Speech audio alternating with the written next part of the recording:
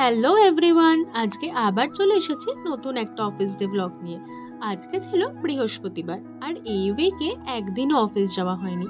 এত গরমের রোদ ছিল, বাইরে বেরোনোই যাচ্ছিল না।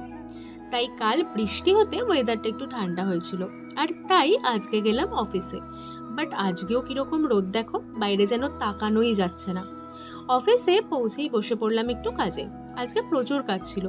আসলে কাল আমি একটু ছুটি নিয়েছিলাম, একটু বেরোনোর ছিল, তাই আজকে প্রচুর কাজ জমে গেছিল।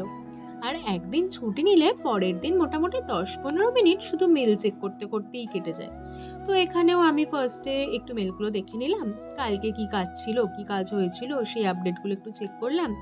তারপর বসে পড়লাম আজকের কাজে। তারপর একটু করে নিলাম ফিট চেক। আর এই টি শার্টটা আমার ভীষণ ফেভারিট, যদিও এটা অনেক বছর হয়ে গেল পরছি। এটা বেয়াকুফ থেকে নিয়েছিলাম, জানো তো। বাট আমার আগের অফিসে টি শার্ট পরা অ্যালাউড ছিল না। বাট এখানে এত রেস্ট্রিকশন তেমন কিছু নেই, তাই গরমেই হালকা পাতলা টি শার্টগুলো পরেই বেশ আরাম হয়। তারপর কাজ শেষ করে বেরিয়ে পড়লাম। আবার বাড়ি গিয়েছিল মিটিং 7টা থেকে।